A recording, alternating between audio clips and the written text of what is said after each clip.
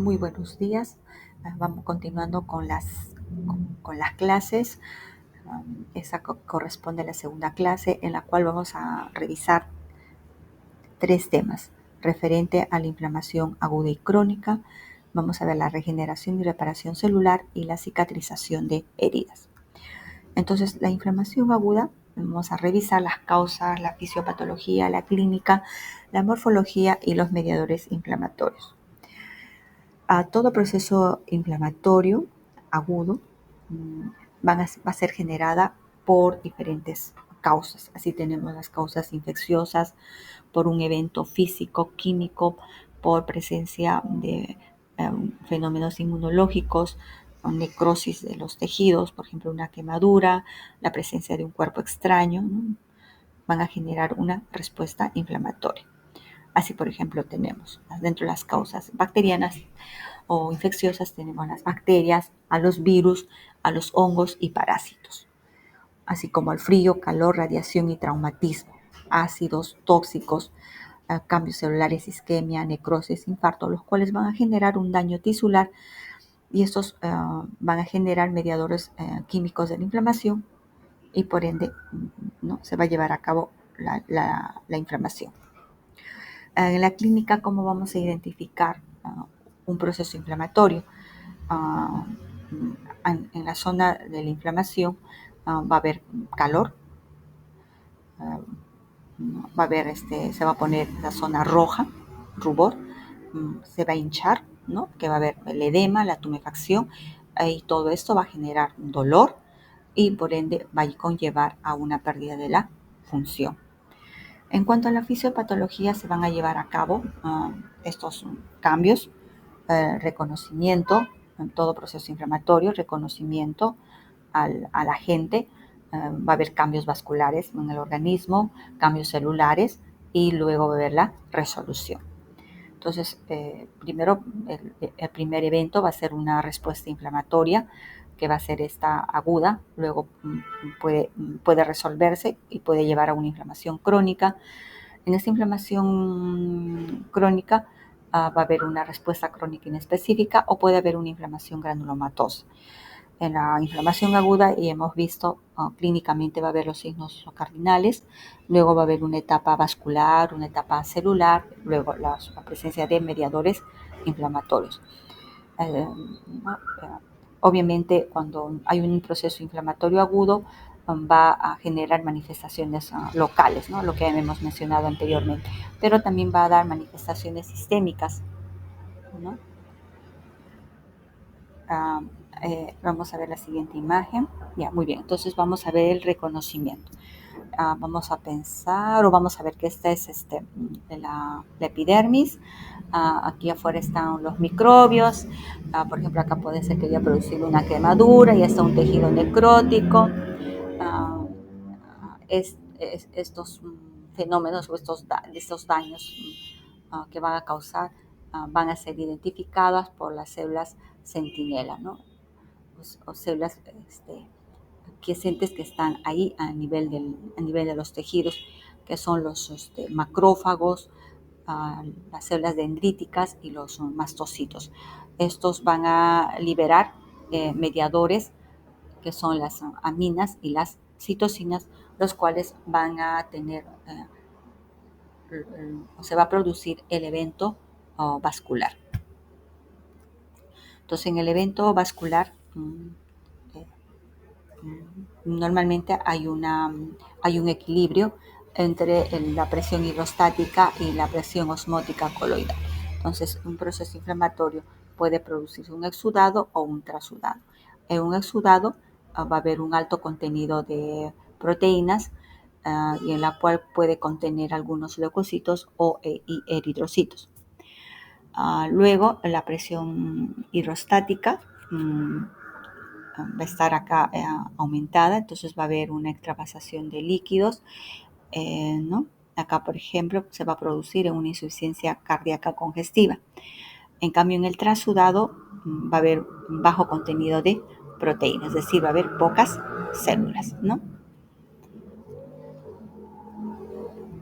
Entonces, acá, por ejemplo, aquí hay una explicación de mecanismos de aumento de la permeabilidad vascular en el proceso inflamatorio. Entonces tenemos por retracción de las células endoteliales y por lesión del endotelio. Entonces acá cuando se produce una retracción de las células endoteliales, esto producido por la histamina, en la cual esta histamina es de acción bien rápida y de vida corta, ¿no? Dura minutos. Y una lesión endotelial, por ejemplo, por una quemadura o por unas toxinas o bacterias, o toxinas también bacterianas, también es rápida, y es prolongada, ¿no? Puede durar horas y días.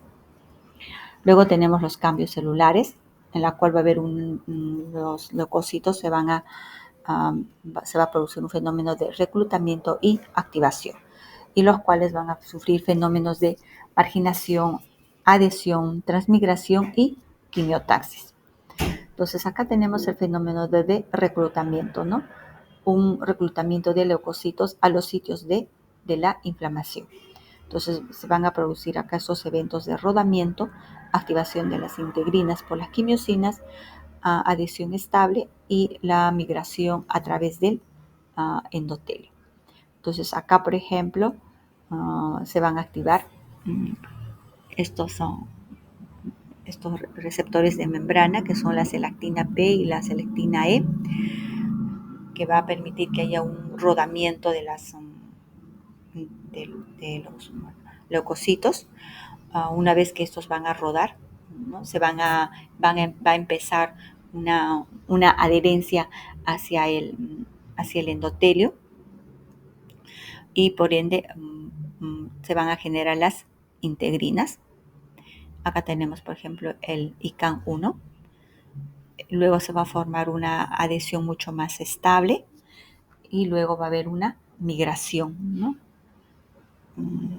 Por activación del PKAN1, ¿no? O del CD31. Luego va a salir fuera del torrente sanguíneo y va a ir hacia la zona donde está el daño. Y acá nuevamente el macrófago, por ejemplo, está fagocitando estos microbios, ¿no? Va a liberar citocinas como el factor de necrosis tumoral y la interleuquina 1, y va a hacer que ¿no? Estas citocinas van a estimular para que se active la selectina P, la selectina E, y por ende nuevamente ¿no? los leucocitos ¿no? empiecen nuevamente a hacer su fenómeno de rodamiento, ¿no? Y así sucesivamente. Acá, por ejemplo, en esta imagen tenemos un evento, este es un caso de un infarto de miocardio agudo. Nosotros más o menos por la presencia del tipo de células podemos decir si es un proceso inflamatorio agudo o crónico. Entonces acá, por ejemplo, es agudo porque hay presencia de polímeros nucleares neutrófilos, aquí hay necrosis. Esto es un infarto de miocardio que debe tener ya por lo mínimo unas 4 horas. Y acá en esta otra imagen, ya este es un infarto de miocardio de 4 a 5 días, en la cual ya no vamos a encontrar muchos polímeros nucleares, va a haber uno que otro, y lo que van a predominar son los linfocitos y los macrófagos. Luego, estos, por ejemplo, acá vemos esto sería un leucocito. Acá en su membrana tenemos una serie de receptores que van a reconocer a los microbios, ¿no? Y van a producir, que van a reconocer a los microbios y que van a reconocer a los mediadores, los cuales ¿no? Se va a producir una respuesta celular y luego va a haber un desenlace funcional, ¿no? Que es la de adhesión al endotelio, migración a los tejidos, van a poder amplificar la reacción inflamatoria y por ende van a generar la muerte de los microbios. Muy bien, luego viene la etapa de resolución, ¿no? Por ejemplo, acá vemos que hay una lesión o que hay un infarto, que hay una infección bacteriana, toxinas, traumatismos, ¿no? Y hay una inflamación aguda en la cual va a haber cambios vasculares, va a haber reclutamiento de neutrófilos, generación de mediadores. Ah, esta lesión puede sufrir varios caminos. Una de ellas es la resolución, ¿no? Acá prácticamente hay una eliminación de la causa que lo generó, hay eliminación de los mediadores y de las células inflamatorias y prácticamente el tejido se ha sustituido, ¿no? Entonces una función normal. Pero otras veces, por ejemplo, esta inflamación aguda puede formar un absceso, ¿no? Entonces se va a producir una necrosis de tipo licuefactiva. Obviamente acá va a haber mucho más daño y se va a llevar un proceso de cicatrización, ¿no? En la cual hay una fibrosis y obviamente hay una pérdida de la función. Luego, o puede ser que esta misma inflamación aguda puede tener un evento de cicatrización. O puede ser que esta inflamación aguda puede progresar a una inflamación crónica. Si, por ejemplo, es iniciada por un proceso vírico, por algunas infecciones, por ejemplo, la tuberculosis, ¿no? O la brucela, que también van a dar un proceso inflamatorio crónico, y las enfermedades autoinmunitarias, ¿no? Como el lupus, la dermatomiositis, ¿no? Entonces, acá, ¿qué vamos a observar, ¿no? Va a haber linfocitos, macrófagos y bastante proliferación de vasos también, ¿no? Una angiogenia que le llamamos como tejido de granulación. Luego esta nuevamente va a resolverse con un proceso de cicatrización y por ende va a terminar también en una fibrosis con pérdida de la función. Luego vamos a ver acerca de los mediadores de la inflamación. Tenemos una serie de mediadores, como por ejemplo la histamina, que la vamos a encontrar en los mastocitos, en los basófilos, en las plaquetas, cuya acción viene a ser de vasodilatación, aumento de la permeabilidad vascular y la activación endotelial. Y las prostaglandinas, la fuente son los mastocitos, los leucocitos, los cuales van a generar vasodilatación, dolor y fiebre. Los leucotrienos, tenemos la fuente de los mastocitos, los leucocitos, los cuales van a generar un aumento de la permeabilidad vascular, la quimiotaxia, adhesión de los leucocitos y activación de los mismos. Las citocinas, como el factor de necrosis tumoral, la interleuquina 1 y 6, se va a encontrar en los macrófagos, en las células endoteliales, en los mastocitos, los cuales van a tener una acción local, ¿no? Que es la activación endotelial. Como ya sabemos, expresión de las moléculas de adhesión. Va a haber también cambios sistémicos que van a generar la fiebre, alteraciones metabólicas y la hipotensión. Luego tenemos las quimiosinas, que la fuente son los leucocitos macrófagos activados. La acción es de quimiotaxia y activación de los leucocitos. Luego tenemos el factor activador de plaquetas, que se van a encontrar en los leucocitos, en los mastocitos, los cuales van a generar vasodilatación, aumento de la permeabilidad vascular, adhesión de leucocitos, quimiotaxia, ¿no? De granulación.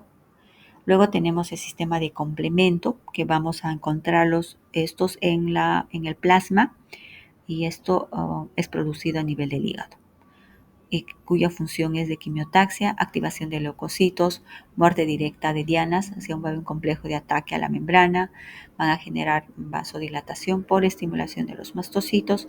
Luego tenemos las iminas, que también es producida a nivel del hígado, ¿no?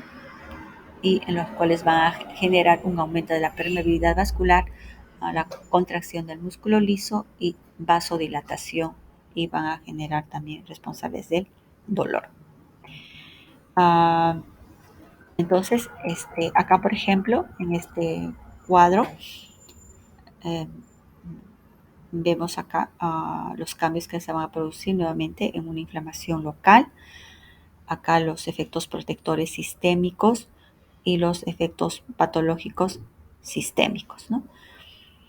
Entonces, acá tenemos el factor de necrosis tumoral, a la interleuquina 1, ¿no? O que van a generar un aumento de la expresión de las moléculas de adhesión, ¿no?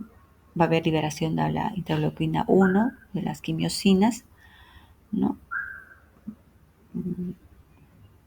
A nivel de los leucocitos, a nivel de los macrófagos, se van a activar y nuevamente estas van a producir interleuquina 1, interleuquina 6 y las quimiosinas, ¿no? Luego acá, por ejemplo, el responsable de la fiebre, tenemos el factor de necrosis tumoral, la interleuquina 1 y la interleuquina 6. A nivel del hígado, que van a producirse las proteínas de la fase aguda, tenemos la interleuquina 1 y la interleuquina 6. Para que haya producción de más cantidad de producción de polímeros nucleares neutrófilos, va a intervenir el factor de necrosis tumoral, la interleuquina 1 y la interleuquina 6, ¿no? Entonces, estos son sus efectos protectores a nivel sistémico, a nivel del cerebro, del encéfalo, del hígado y a nivel de la médula ósea. Ya, ahora los efectos patológicos sistémicos a nivel del corazón, que va a producir factor necrosis tumoral bajo casto. A nivel de las células endoteliales, vasos sanguíneos, va a generar la producción de trombos. Y a nivel del músculo, ¿no? Una resistencia a la insulina. Muy bien. En cuanto a la morfología, se va a producir una inflamación serosa, una inflamación fibrinosa, una inflamación supurada o una úlcera. Entonces acá, por ejemplo, en la inflamación serosa, ¿no? Dice acá, ¿no? La inflamación serosa se caracteriza por exudación de líquido con bajo contenido de células en los espacios creados por una lesión celular o en las cavidades corporales. Por ejemplo, acá vemos que hay una quemadura, entonces aquí hay un edema, ¿no? Entonces acá se ve un líquido seroso. Acá, por ejemplo, vemos esto es una imagen donde está el pericardio, aquí está el corazón, aquí está el pericardio, y acá dice el aumento de la permeabilidad vascular. Las moléculas grandes como el fibrinógeno salen al torrente circulatorio formándose fibrina, ¿no? Que se va a depositar a nivel del espacio extracelular. Por ejemplo, acá se va a producir este tipo de inflamación fibrinosa en casos de uremia. Luego acá, por ejemplo, una inflamación supurada, vamos a suponer que su paciente haya tenido una neumonía, en la cual va a haber en los espacios alveolares polímeros nucleares neutrófilos, pero estos pueden generar, cuando hablamos acerca del proceso o de los eventos que se van a producir de un proceso inflamatorio agudo, puede complicarse como un absceso, ¿no? Entonces a eso se refiere, ¿no? Una inflamación supurada, en la cual va a haber una secreción purulenta, ¿no? Comienza con la producción de pus, ¿no? Que claro, vulgarmente le decimos pus, ¿no? Pero correspondería a un absceso, ¿no? Luego, por ejemplo, acá vemos que hay una úlcera, ¿no? A veces, por ejemplo, hemos visto pacientes que tienen una úlcera tífica, ¿no? O se llega a ulcerar, ¿no? Entonces ahí hay una solución de continuidad, ¿no? Muy bien, ahora vamos a hablar acerca de la inflamación crónica, las causas, las células mediadoras y la respuesta en la cual va a haber una inflamación granulomatosa. Muy bien, entonces ya hemos hablado de que a veces una inflamación aguda puede persistir, ¿no? Entonces se va a una inflamación crónica, es decir, infección persistente, enfermedades autoinmunitarias, una prolongada exposición a agentes tóxicos, ¿no? Entonces van a conllevar a una inflamación crónica. Entonces, acá, ¿cuáles son los mediadores, ¿no? Entonces, acá tenemos la presencia de los macrófagos, ¿no? Activados en una inflamación, y también los macrófagos, ¿no? que viven en los propios tejidos, ¿no? Que son los macrófagos tisulares residentes, como por ejemplo las células de Kupffer a nivel del hígado, los macrófagos alveolares en el pulmón y la microglia a nivel del cerebro.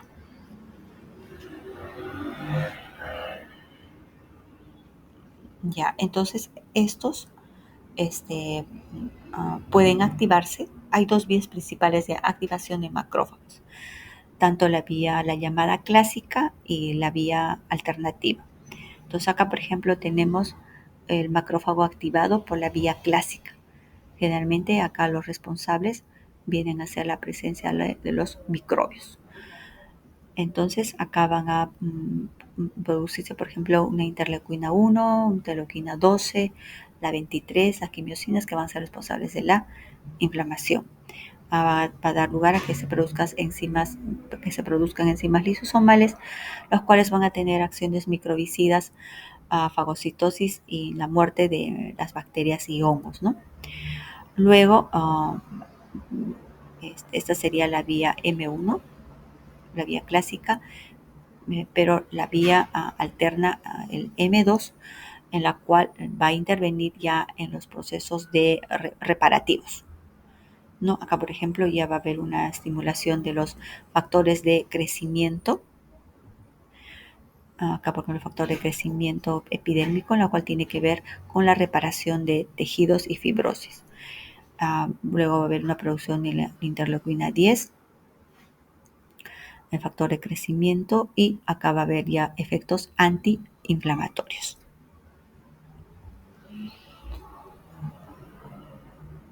Entonces acá, por ejemplo, hay esto es una interacción entre los linfocitos y los macrófagos, ¿no? Es como que hubiera una simbiosis entre ambos, ¿no? Ambos se estimulan. Así, por ejemplo, ¿no? Tenemos el linfocito T. Este linfocito T va a producir, este linfocito, ¿no? Va a ser activado, ¿no? Y va a producir la interleuquina 17 y el factor de necrosis tumoral, los cuales va a haber un reclutamiento de leucocitos de la inflamación. Van a producir otros mediadores, el interferón gamma, que va a estimular al macrófago. Se va a activar por la vía clásica, ¿no? Va a haber liberación de otros mediadores.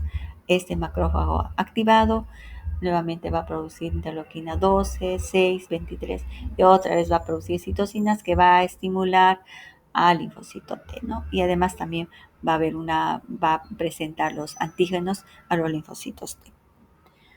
Y nuevamente acá, ¿no? Este macrófago, ¿no? Va a producir factores de necrosis tumoral, la interleuquina 1 y las quimiosinas, que también va a intervenir en el reclutamiento de los leucocitos de la inflamación, ¿no? Es decir, esta actividad lo va a hacer tanto aquí el macrófago activado como el linfocito T, ¿no? Muy bien. También existen otras células en la inflamación crónica, los eosinófilos, que están presentes en reacciones inmunitarias mediadas por inmunoglobulina E, y generalmente vamos a verlos también en infecciones por parásitos, ¿no? Acá vemos un montón de eosinófilos, en la cual son células binucleadas, en la cual tienen en el citoplasma, tiene una coloración más rosada, y acá se pueden observar una coloración más rosada, y acá se observan los gránulos, ¿no? Muy bien, tenemos la presencia también de los mastocitos, ¿no? Participan en reacciones inflamatorias agudas y crónicas, van a tener los gránulos de histamina y prostaglandina, ¿no? Y estas generalmente van a ser responsables en reacciones de hipersensibilidad inmediata. Luego tenemos la presencia de una inflamación granulomatosa. Acá tenemos, ¿no?, en la periferia, ¿no?, adoptan los histocitos un aspecto epitelioide. Aquí en la parte central hay una necrosis. Acá hay células multinucleadas. Claro, esta es una lesión. Existen varios tipos de granulomas, pero en este caso, este es un granuloma tuberculoideo, ¿no? En la cual aquí está la necrosis, aquí están las células epiteliales, o sea, los macrófagos, ¿no? Focos de macrófagos inactivados, que son las células epitelioides, los cuales tienen una corona de linfocitos, ¿no? Puede haber también histocitos, células gigantes de Langhans, ¿no? Y la parte ¿no? de necrosis en la parte central. Muy bien, acá nuevamente una célula multinucleada tipo Langhans. Igualmente, también es un tipo de una célula multinucleada a cuerpo extraño, ¿no? La cual, bueno, vamos a ver en la parte anterior, generalmente una célula de Langhans tiene la corona de linfocitos a nivel de la periferia.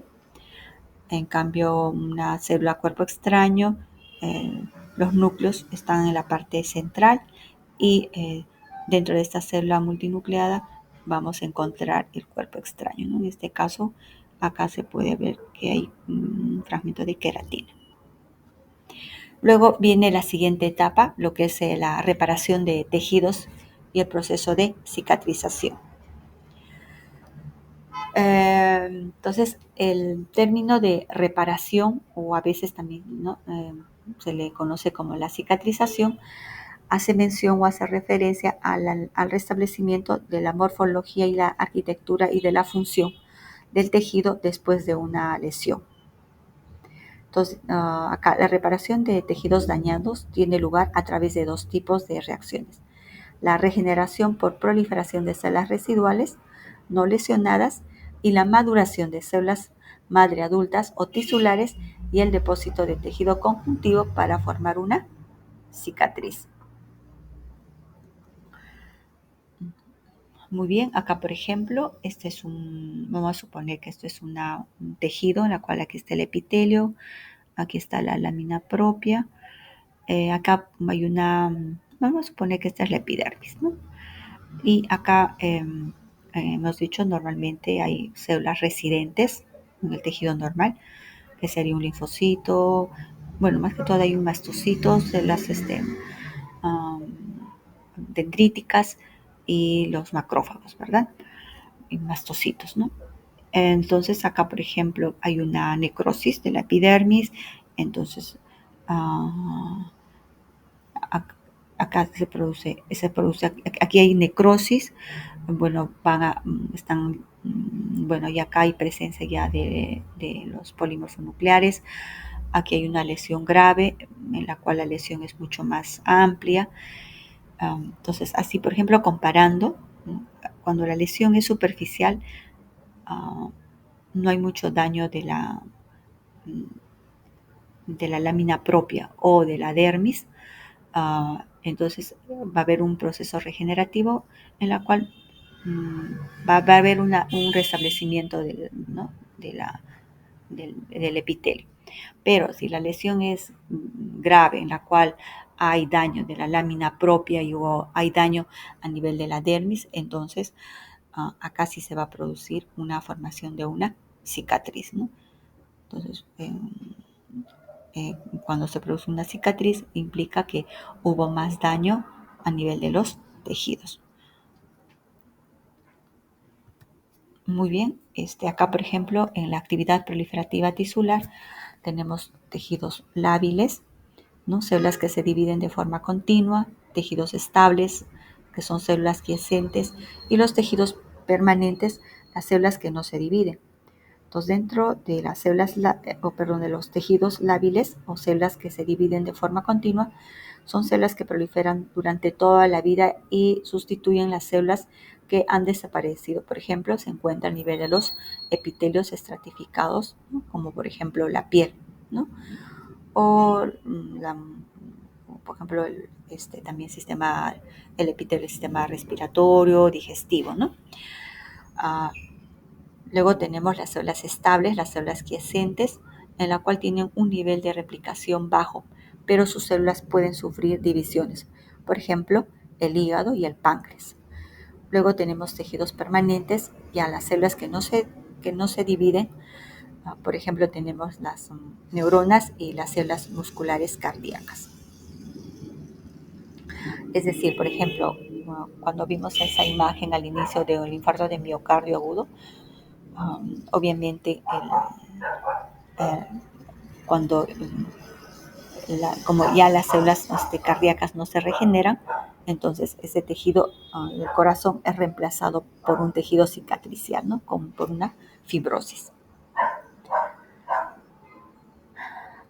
Muy bien, acá por ejemplo, estos eventos ¿no? que se van a producir es de una coagulación, de un proceso de inflamación, de un proceso de proliferación y un proceso de maduración, ¿no? Acá, por ejemplo, se va a producir una herida, va a haber un coágulo, va a haber proliferación de macrófagos, fibroblastos, va a haber una costra, ¿no? Así también va a intervenir también el tejido celular subcutáneo, va a intervenir también los vasos sanguíneos y luego va a haber una epidermis recién recicatrizada y igualmente una dermis.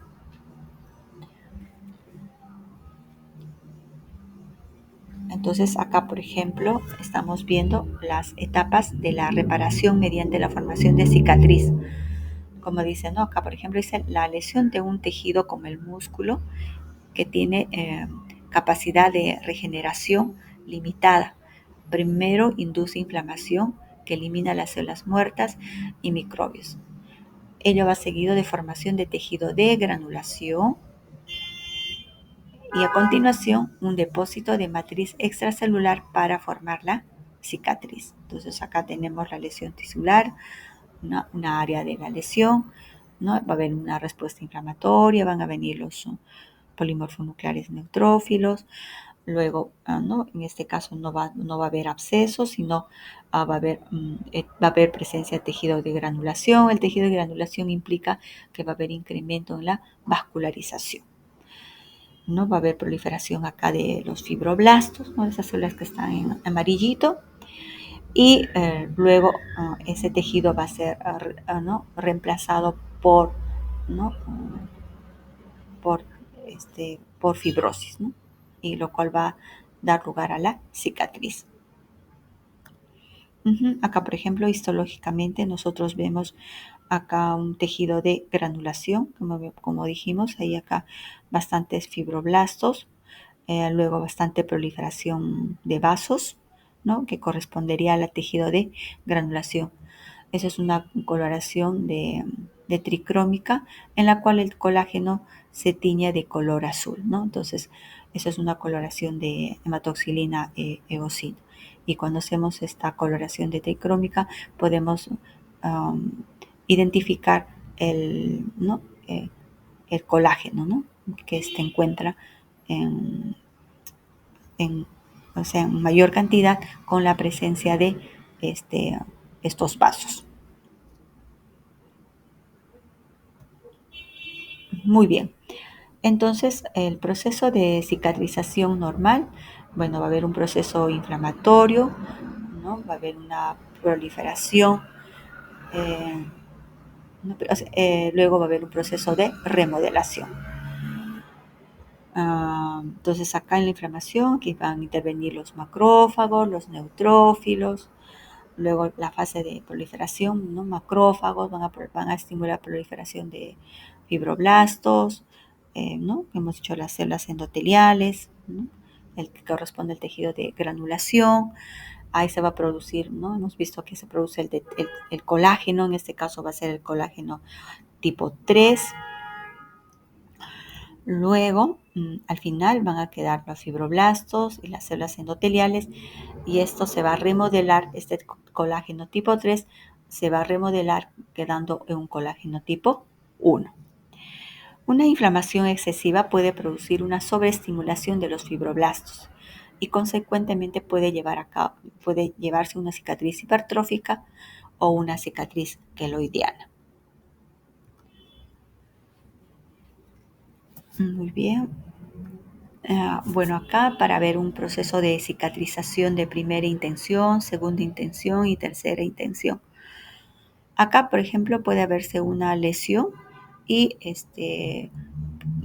puede ser que estos bordes estén muy cercanos, se sutura. Entonces, por ejemplo, ¿no? Y esto se sutura, entonces se dice es de primera intención, ¿no? Una cicatrización de primera intención.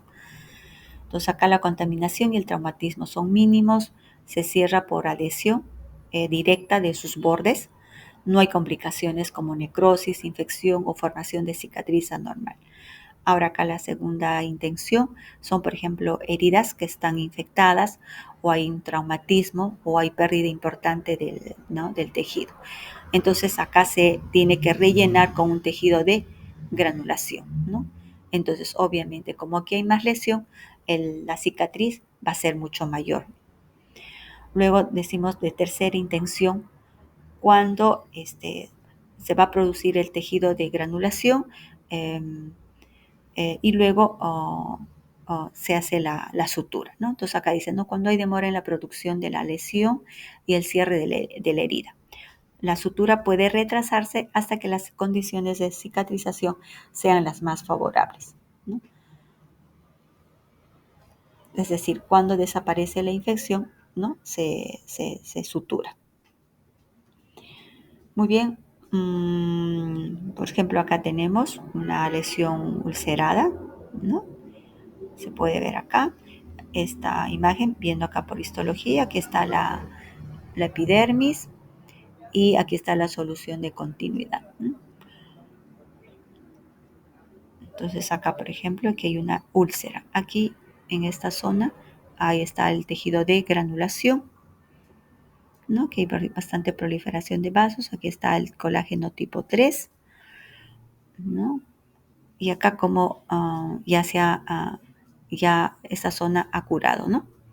Ya ha sido reemplazada ¿no? por el epitelio y aún acá aún continúa su proceso de remodelación a nivel de la dermis. Lo mismo que ya hemos visto.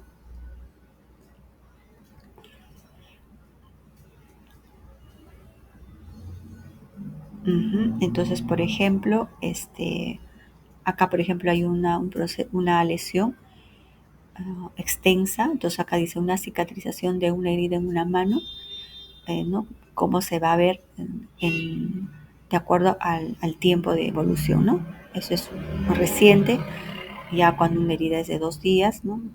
Ya el coágulo desaparece, empieza a formar una costra. Acá ya hay presencia de cicatriz y acá, por ejemplo, se están dando ya los fenómenos de remodelación.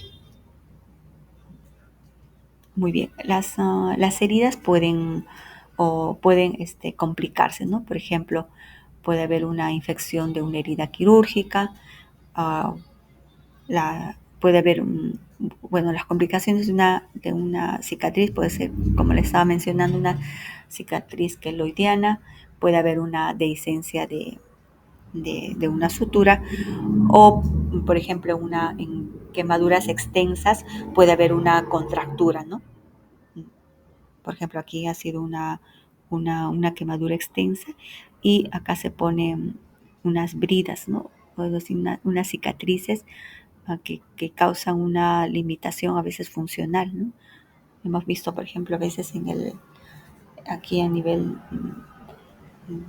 de la unión de las articulaciones, ¿no? Que produce hasta limitación en la función.